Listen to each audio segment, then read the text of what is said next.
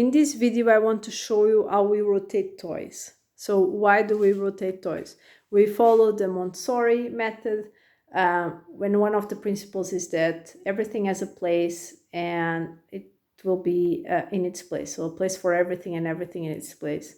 So that's why you see here that each cubicle or each division here from this calyx, from IKEA calyx, only has one toy, and you can immediately see what's there.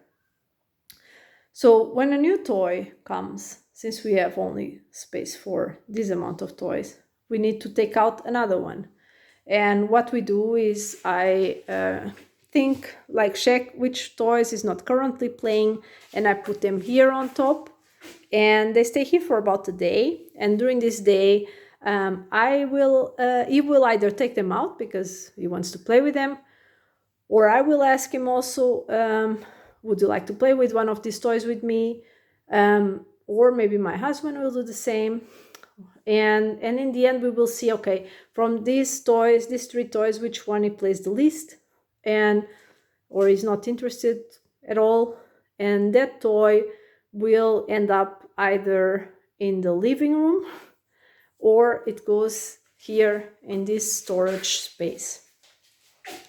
And then when my son is bored, he will tell me, oh, like today it happened, he says, I want a new toy, and he calls these new toys because, again, he doesn't see them all the time. This is locked here, so he cannot really just open it by himself. So sometimes, not very often, but every day, every few days, or there are times when he does this only once a week. There are times he might do this several times in the same week.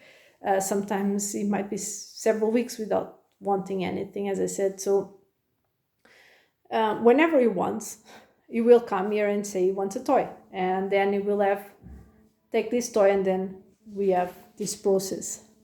Or maybe he gets a new toy that someone gives him, or we buy him. I must say that because we follow this principle, we are very mindful before we buy toys, because I really think, oh, if I'm going to buy a toy, is it going to end up here for a while, or does he play with it for one day and then it ends up there?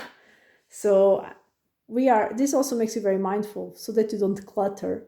And we are very much against cluttering. So this is how we do it. Or maybe sometimes I come to the closet because I need something else here, like a medicine or something, and then he follows me, and then he sees the toys and he wants one. He discovers a new toy. So basically that's the cycle, from here to here, from here to here, but not always. So sometimes some toys can be played also in the living room, as I was saying. We also put toys in the living room. So these are toys that don't get lost. For instance, this one I would not put in the living room because it has very small pieces and it would just get lost there.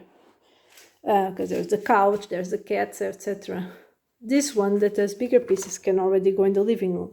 And in the living room we have the same thing, so we have limited space. I would say less space than here, yes, I would think so.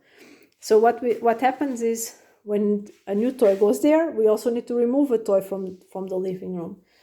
And then when we remove a toy from the living room, two things can happen. If the toy that is no longer playing is an electronic toy, it goes into a box for maybe a baby number 2. Or one day, if we don't have a baby number 2, it will go for charity, or we will sell it. So we are collecting the things that are no longer used. We're not disposing of them yet because we might still have a second kid. We didn't decide it. So if it's an electronic toys, if he's not playing with them, they are no longer useful, in my opinion, or in our opinion. So they go away. If it's a toy that is already maybe for younger kids that we think, oh, I think maybe it's already too old for this, then it also goes in the box.